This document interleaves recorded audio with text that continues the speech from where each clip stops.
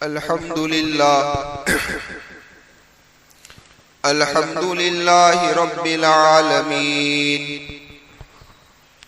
वस्सलातु वस्सलामु अला सय्यिदिल मुरसलीन व अला आलिहि व अस्हाबिहि अजमईन। अम्मा बाद क़ाल नबी सल्लल्लाहु अलैहि वसल्लम अत्तुहूरु शत्रुल ईमान औ कमा क़ाल नबी सल्लल्लाहु अलैहि वसल्लम। मुअज़्ज़ज़ सामीन किराम और पर्दा नशीन ख़वातीन, आकाए मक्की व मदनी मुहम्मद रसूलुल्लाह सल्लल्लाहु अलैहि वसल्लम के फरामीन में से एक फरमान आप हजरात के सामने पेश किया है, जो इमाम मुस्लिम रहमतुल्लाहि अलैहि ने अपनी किताब के अंदर नकल फरमाया है, जिसका तर्जमा और खुलासा यह है कि पाकीज़गी ईमान का आधा हिस्सा है। क्या है भाई? पाकीज़गी ईमान का आधा हिस्सा है। और हम सब ये जानते हैं कि बंदों के आमाल का दारो मदार ईमान पर है। अगर उसके पास ईमान है तो अमल कबूल है, अगर ईमान नहीं तो चाहे ऐसे आमाल करे कोई कबूलियत नहीं है। और ये भी बात मुसल्लम है, कुरान व हदीस से साफ पता चलता है कि ईमान के बाद अगर किसी चीज का दर्जा है तो वो नमाज का है। किसका है? नमाज। इसीलिए अल्लाह तबारक व ताला ने भी नबी करीम सल्लल्लाहु अलैहि वसल्लम को ईमान के बाद नमाज ही का हुक्म दिया। और आकाए मक्की व मदनी मुहम्मद रसूलुल्लाह सल्लल्लाहु अलैहि वसल्लम ने भी ईमान के बाद लोगों को नमाज ही का हुक्म दिया है। इससे पता ये चलता है कि नमाज का दर्जा बहुत ही बुलंद है। आप जरा गौर करें, सोचे कि जितनी इबादतें हैं इन सारी इबादतों को इजमालन यानी मुख्तसर तौर पर नमाज के अंदर ले लिया गया है।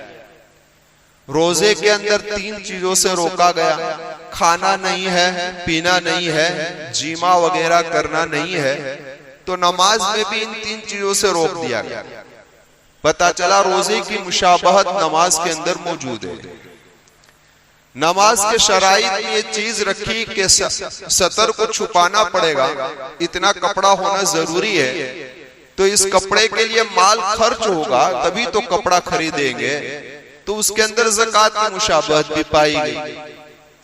और नमाज के अंदर कहा गया कि किबले की तरफ रुख करो, उसके बगैर नमाज तुम्हारी सही होगी नहीं। तो यह हज की मुशाबहत उसके अंदर पाई गई।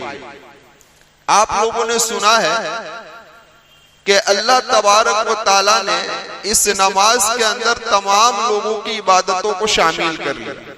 दरख्त खड़े हैं तो हमें क़ियाम दे दिया, पहाड़ बैठे हैं तो हमें बैठना कुर्रत दे दिया, चौपाएं रुकू की हालत में है तो हमें रुकू दे दिया, है ना भाई? इसी तरीके से सांप वगैरह जो है वो सजदे की हालत में है तो हमें सजदा दे दिया। ये सारी मखलूकात अपनी अपनी जगह पर इबादतें कर रही है, अल्लाह ने सारी इबादतें नमाज ही के अंदर रख दी। इससे पता ये चल रहा है कि नमाज बड़ी अहम चीज है और बड़ी अहम इबादत है।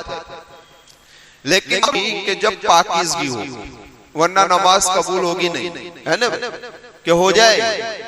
इसीलिए इमाम तिर्मिज़ी रहमतुल्लाहि अलैहि ने अपनी किताब के अंदर ये रिवायत ला है कि ला तुक़बलु सलातुन बिग़ैरि तुहूरी, के बगैर पाकीज़गी के नमाज कबूल होती नहीं। बगैर पाकीज़गी के नमाज कबूल होती नहीं। इसीलिए मुहद्दिसीन ने लिखा है कि कबूल के 2 माने हैं। कितने माने हैं? एक कबूल बमाना सिहत और एक कबूल बमाना रिज़ा। दोनों को समझ लीजिए मुख्तसर तौर पर। कबूल बमाना सिहत का मतलब यह है, जैसा कि अबू दाऊद शरीफ की रिवायत है कि अल्लाह के महबूब सल्लल्लाहु अलैहि वसल्लम ने फरमाया कि ला तुक़बलु सलातु हाइदिन इल्ला बिखिमारी, कि बालिगा औरत बगैर दुपट्टा पहने नमाज पढ़ेगी तो उसकी नमाज कबूल होगी नहीं। यहाँ कबूल बमाना सिहत है, यानी नमाज के सही होने के लिए बालिगा औरत को सर का ढांपना जरूरी है, वरना उसकी नमाज कबूल यानी सही होगी नहीं। कबूल बमाना सिहत हो गया। और एक रिवायत है कि मन अता अर्राफन फसअलहु, कि कोई आदमी एक काहिन के पास आया और उसने उससे गैब की बात जानी, तो अल्लाह के महबूब सल्लल्लाहु अलैहि वसल्लम फरमाते 40 दिन तक उसकी नमाज कबूल होगी नहीं। कितने दिन तक? 40 दिन तक उसकी नमाज कबूल नहीं होगी। तो यहाँ कबूल बमाना रिजा है। क्या है भाई? कबूल बमाना रिजा। कबूल बमाना रिजा का मतलब ये है कि अल्लाह के नजदीक पसंदीदा होना, कि जिस पर अल्लाह सवाब अता फरमाए। यानी ऐसा आदमी नमाज पढ़ेगा, फर्ज अदा हो जाएगा, लेकिन उस पर अल्लाह सवाब अता फरमाएंगे नहीं। समझ में आई? तो ये कबूल बमाना सिहत है। इसीलिए तिरमिजी की इस रिवायत में 2 जुमले आए हैं। पहला जुमला तो ये आया कि ला तुक़बलु सलातुन बिगैर तुहूरी, कि बगैर पाकीज़गी के नमाज कबूल होगी नहीं। ये नमाज सही नहीं होगी। नमाज सही होगी नहीं। अब सही नहीं तो सवाब का कहां मसला ही रहा। समझ में आई बात? इसी हदीस का दूसरा जुमला है, वो ज़िम्नन बात अर्ज कर देता हूं, मकसद वो बात अर्ज करना नहीं है। वला सदक़तुन मिन गुल, माल गनीमत में से अगर किसी ने चुराई कोई चीज ले ली है बगैर इजाजत के, और अगर उसको सदका कर दिया तो अल्लाह के नजदीक ये कबूल नहीं। तो यहाँ कबूल बमाना रिजा है कि अल्लाह उस पर सवाब अता फरमाएगा नहीं। इससे उलमा ने लिखा है, उलमा ने इससे ये बात नकल फरमाई है और अबू दाऊद शरीफ की रिवायत को दलील बनाया है। आसिम बिन कुलैब की रिवायत है। अल्लाह के एक अंसारी सहाबी फरमाते हैं कि मैं नबी करीम सल्लल्लाहु अलैहि वसल्लम के साथ एक जनाजे की तदफीन के अंदर तशरीफ ले गया। हदीस का सिर्फ मफहूम और खुलासा बयान कर रहा हूं। तो अल्लाह के महबूब सल्लल्लाहु अलैहि वसल्लम जहां कब्र खोदी जा रही थी वहां खड़े हो गए, और कब्र खोदने वाले को अल्लाह के महबूब ये कह रहे थे यहाँ से कुछ ज्यादा खोदो, वहां से कुछ ज्यादा खोदो। आप इशारा कर रहे थे, कह रहे थे। तदफीन से फारिग हो गए तो साहबी रसूल फरमाते हैं कि एक औरत ने हमें खाने की दावत दी कि अल्लाह के महबूब दूर से आए हैं, भूख होगी, तो खाने की दावत दी। अल्लाह के महबूब ने दावत को क्या कर लिया भाई? कबूल कर लिया। समझ में आई? अब क्या हुआ? जब खाना तैयार होकर आ गया और सबने खाना शुरू किया, तो अल्लाह के महबूब सल्लल्लाहु अलैहि वसल्लम ने भी पहला लुकमा लिया। अब ये लुकमा आपके मुंह के अंदर है, निगल नहीं रहे हैं। देखने वाले देख रहे हैं कि अल्लाह के महबूब सल्लल्लाहु अलैहि वसल्लम खाना निगल नहीं रहे हैं। तो अल्लाह के महबूब ने उस वक्त एक कलीमा कहा कि इस बकरी को उसके मालिक की इजाजत के बगैर ले लिया गया है, इसलिए लुकमा नबी करीम सल्लल्लाहु अलैहि वसल्लम ने गले से नीचे उतारा नहीं। अब ये बात की इत्तिला उस औरत को पहुंची जिसने दावत दी थी। उस औरत ने पैगाम मोहम्मद रसूलुल्लाह सल्लल्लाहु अलैहि वसल्लम के पास भेजा और कहा, अल्लाह के महबूब सल्लल्लाहु अलैहि वसल्लम, मैंने बकी के अंदर जहां बकरियों की मंडी लगती है वहां आदमी को भेजा बकरी खरीदने के लिए, लेकिन वहां कोई बकरी मिली नहीं। फिर मेरा करीबी था पड़ोस, वो अभी बकरी खरीद कर आया था, तो मैंने वहां आदमी भेजा कि भाई कीमतन जिस कीमत से तू खरीद कर आया है उसी कीमत पर मैं खरीद लेती हूँ। मेरे यहाँ मोहम्मद रसूलुल्लाह आए हैं, दावत करनी है। लेकिन इत्तेफाकन उसका शोहर मौजूद था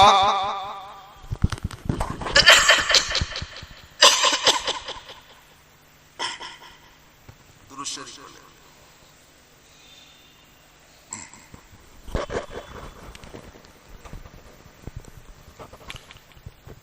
लेकिन इत्तेफाकन उसका शोहर मौजूद नहीं था, इसलिए वो औरत फरमाती अल्लाह के महबूब, मैंने दोबारा उसकी बीवी के पास भेजा आदमी को कि उसकी बीवी से कीमत लेकर ये बकरी को ला ली जाए, मंगवा ली जाए और दबाह कर दी जाए। तो हुआ ऐसा कि उसने बकरी भेज दी। बस फर्क सिर्फ इतना था कि मामला तय नहीं हुआ था, वरना बगैर इजाजत की कोई बकरी नहीं आई थी। कितना फर्क था, सिर्फ मामला सौदा तय नहीं हुआ था। समझ में आई बात?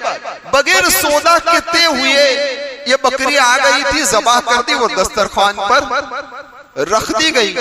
तो अल्लाह के महबूब सल्लल्लाहु अलैहि वसल्लम ने फरमाया अतईमी हाज़ा तामल उसरा। फरमाया अल्लाह के महबूब सल्लल्लाहु अलैहि वसल्लम ने कि भाई ये खाना है, कैदियों को खिला दो। किसको खिला दो? कैदियों को खिला।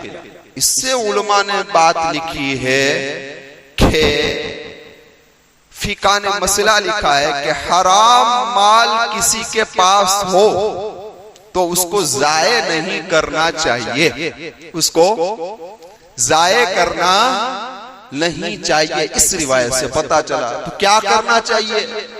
तो क्या उसको गरीब आदमी को जो मुस्तहिक ज़कात हो उसको बगैर सवाब की नीयत से दे दिया जाए, लेकिन ये माल जाये किया जाएगा नहीं।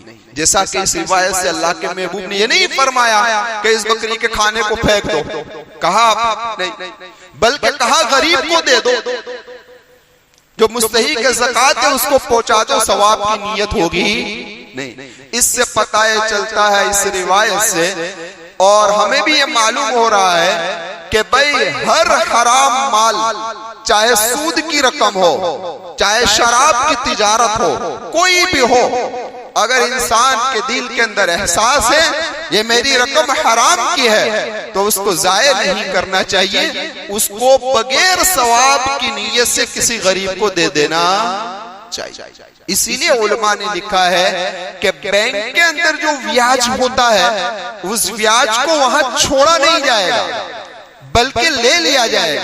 क्यों?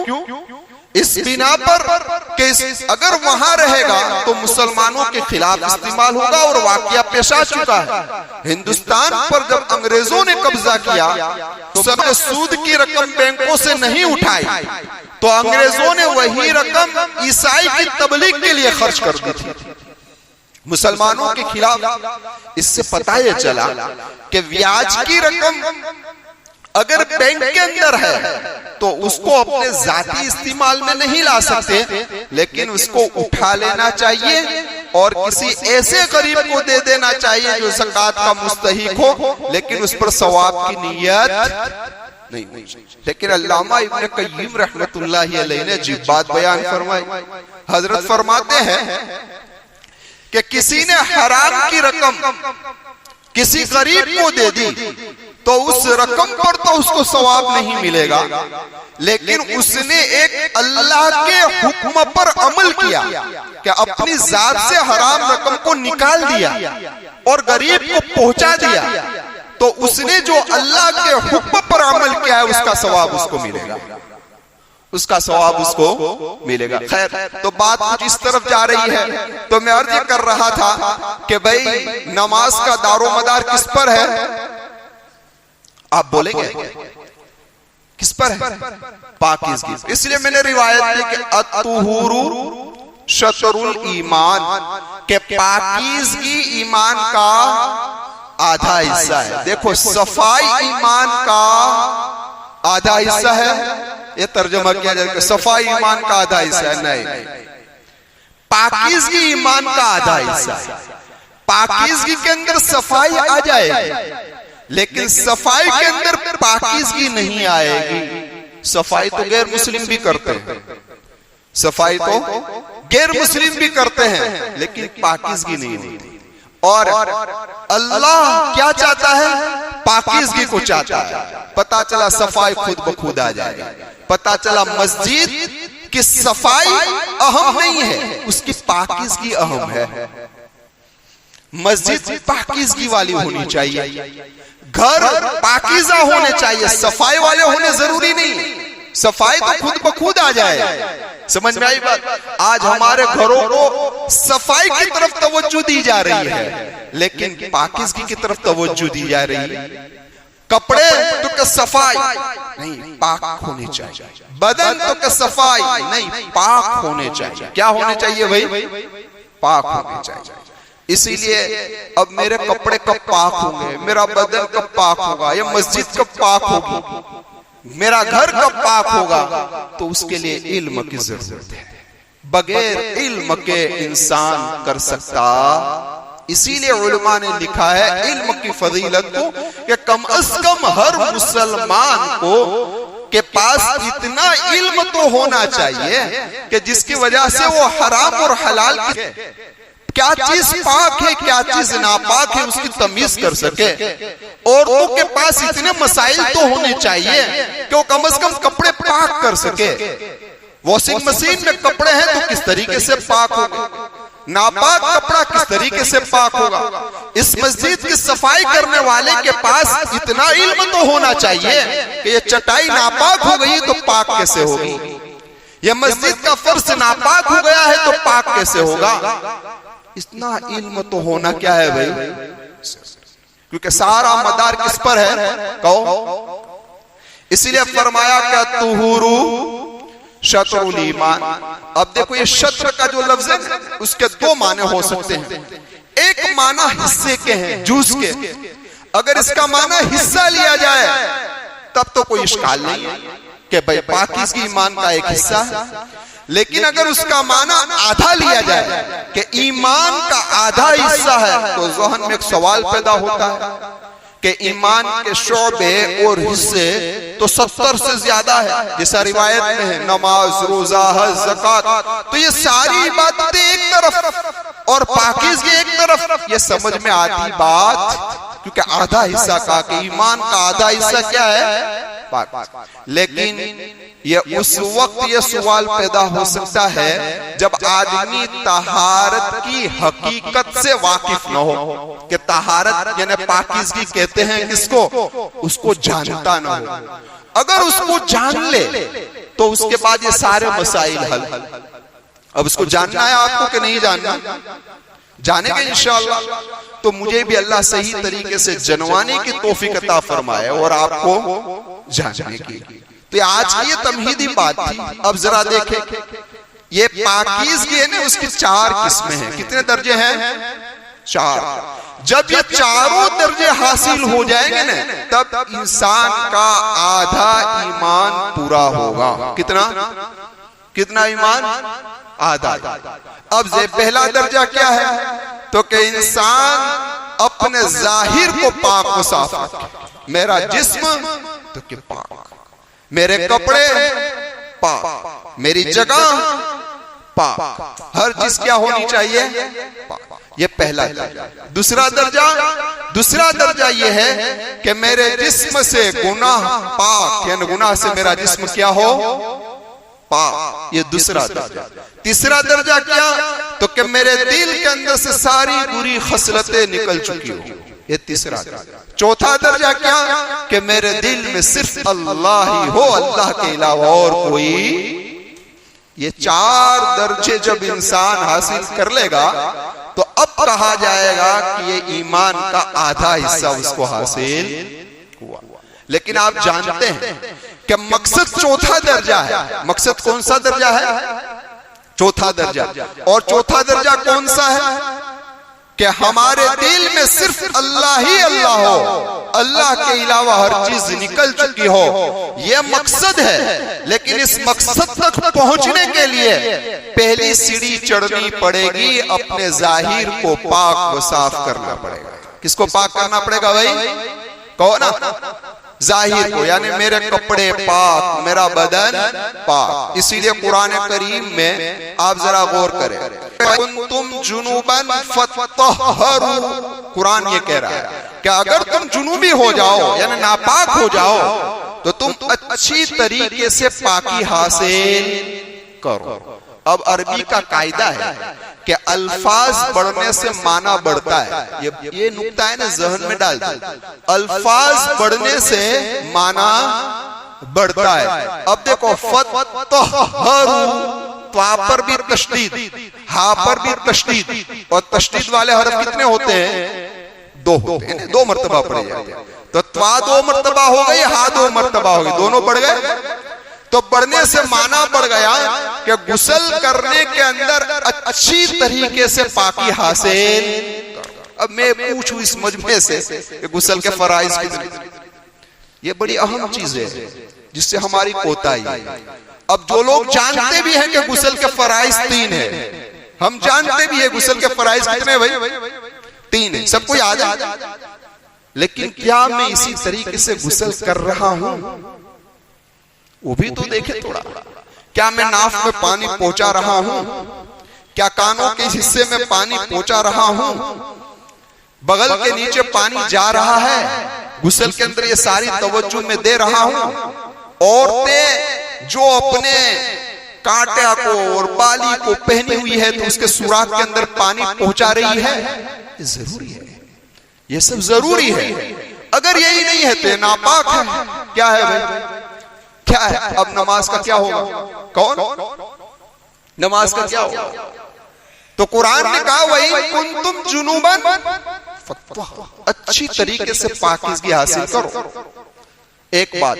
दूसरी बात जरा आगे देखिए, कुरान ने कहा वसियाबक फतहिर, लेकिन वसियाबक फतहिर में हां पर तशदीद लाया है ना। अब जरा देखिए, लेकिन उसके पहले क्या फरमाया? वरब्बक फकब्बिर, अपने रब की बड़ाई बयान करो। पता चला कि रब की बड़ाई बयान करने से पहले पहले अपने आप को अच्छी तरीके से पाक रखो, जिस्म के एतबार से भी और कपड़े भी कैसे होने चाहिए? कौन?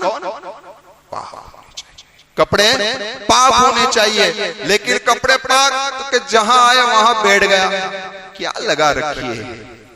जहां आए वहां बैठ जाने का मसला तो जानो। आपके कपड़े सूखे हैं और जिस जगह पर आप बैठ रहे हैं वो नापाक है लेकिन सूखी है, तब तो कोई हर्ज नहीं। सूखे से नापाकी मिलती जुलती नहीं।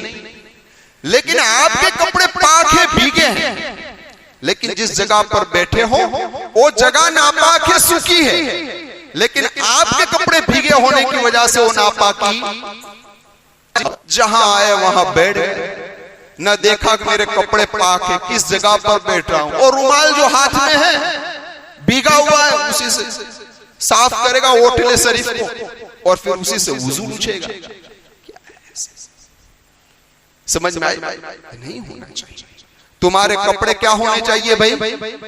पाक होने चाहिए। और खास तौर पर इमामों को तो बहुत ख्याल रखना चाहिए। इमामों को तो इसका बहुत ख्याल रखना चाहिए। सारे मुक्तदी का दारोमदार किस पर है? तो उन्हें तो ये पाकी नापाकी के जो मसाइल है उसका बड़ा एहतियात करना चाहिए। और हम देखें, मैं बारहा कहता हूं आपसे कि वुजू से ही करो। वुजू पर तो नमाज है। आप वक्त लेकर आए हैं, वक्त निकाल कर आए हैं, कारोबार छोड़ कर आए हैं और आए जैसे आए वुजू कर लिया, वो आ गए नमाज। अब क्या आपकी नमाज हो जाएगी?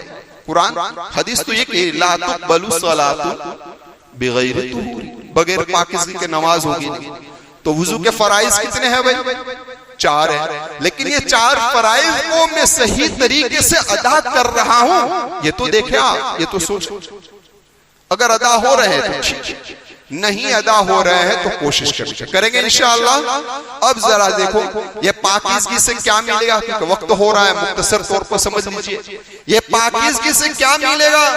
तो कि जो आदमी पाकीज़ा रहेगा जिस्म के एतबार से, कपड़े के एतबार से, जगह के एतबार से, हर एतबार से, तो फरिश्तों के करीब हो जाएगा, शयातीन उससे दूर चले जाए। और जब फरिश्ते उसके करीब आ जाएंगे तो अच्छे ख्यालात दिल के अंदर पैदा हो गए।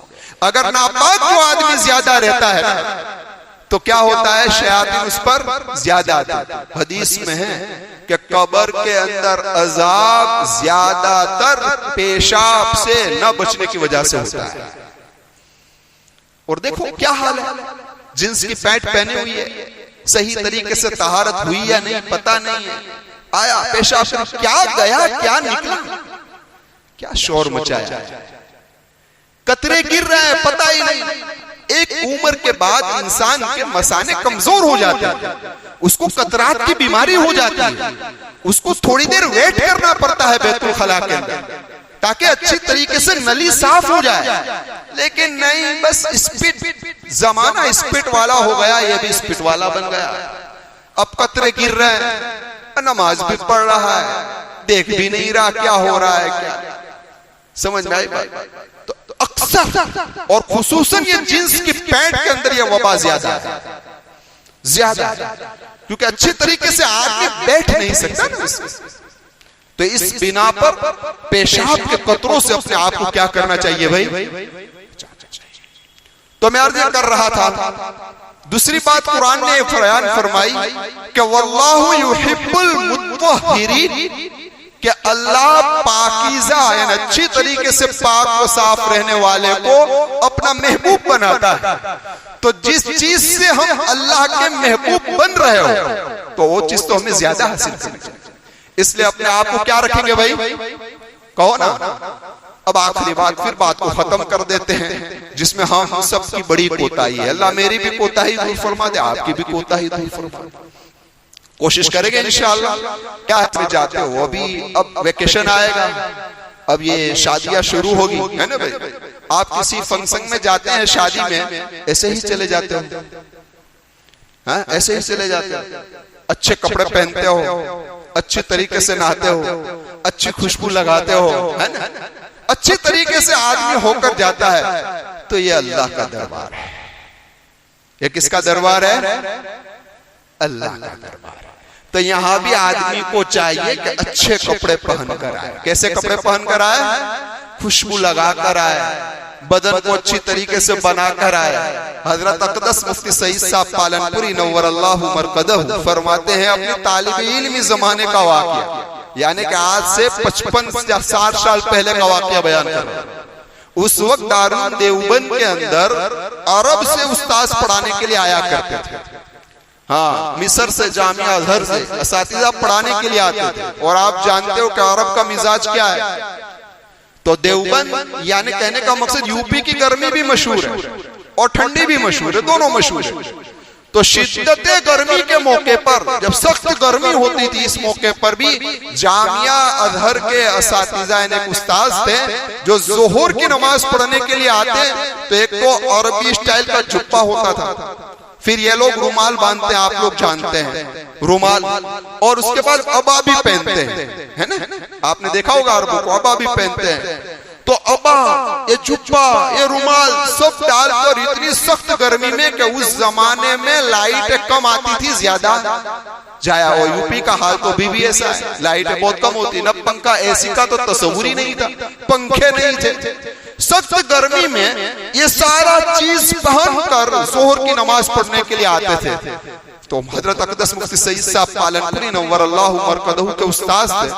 तो मौलाना ने एक मरतबा कहा, उस्ताद मोहतरम, सख्त गर्मी है, सिर्फ जुब्बा पहनकर, टोपी पहनकर आ जाते तो आसानी रहती। ये अब्बा पहना है, ये रुमाल रखा है, ये सब क्या है? तो क्या जवाब दिया? सईद, मुझे अल्लाह के सामने जाने से शर्म आती है। क्या कहा? कि सईद मैं अल्लाह के सामने जाऊं, अल्लाह के दरबार में जाऊं और ऐसे लिबास से चला जाऊं, मुझे शर्म आती है। और कुरान ने भी कहा, खुज़ू ज़ीनतकुम इंद कुल्ली मस्जिद, आओ अल्लाह के दरबार में जीनत इख्तियार करके आओ। क्या आवारा बन के चले आ रहा है? कोई नाइट ड्रेस पहन कर नमाज पढ़ने आ रहा है, अजीब, खेल बना रखा है। नाइट ड्रेस पहना, यहां तक का गंजी लटक रहा है, वो इतना बड़ा पायजामा लटक रहा है। अल्लाह अकबर, क्या जो पहने आए पहना वही लेकर आ गए। ये कोई तरीका नहीं है। आप अल्लाह के दरबार में, आपका लिबास कैसा होना चाहिए? अच्छा होना चाहिए। पाकीज़ा होना चाहिए, साफ सुथरा होना चाहिए। और खुसूसन जुमा को तो हुक्म है कि तुम्हारे पास जो अच्छे कपड़े हो उसको पहनो। कौन से कपड़े? लेकिन अच्छे कपड़े इतवार के लिए रखेंगे, जुमा के लिए कोई नहीं रखता। और मेरी आपसे गुजारिश है, सबसे गुजारिश है कि कम से कम 2-3 सफेद कुर्ता पायजामा तो सिला लो अल्लाह के बंदे, कि कम से कम जुमा में पहनने के काबिल रहे, है ना। लेकिन नहीं होता, ये हमारी कोताही है, ये हमारी बहुत बड़ी कोताही है। खैर, वक्त जा रहा है, तो ये पाक पहली किस्म का बयान आज हुआ। इंशाअल्लाह दूसरी, तीसरी, चौथी किस्म का बयान बितरतीब शुरू रखेंगे। जो बात कही गई अल्लाह उसे कबूल फरमाए, अल्लाह उस पर अमल करने की तौफीक अता फरमाए। चने ऐलानात है वो सुन लें, उसके बाद सुन्नत अदा कर लें।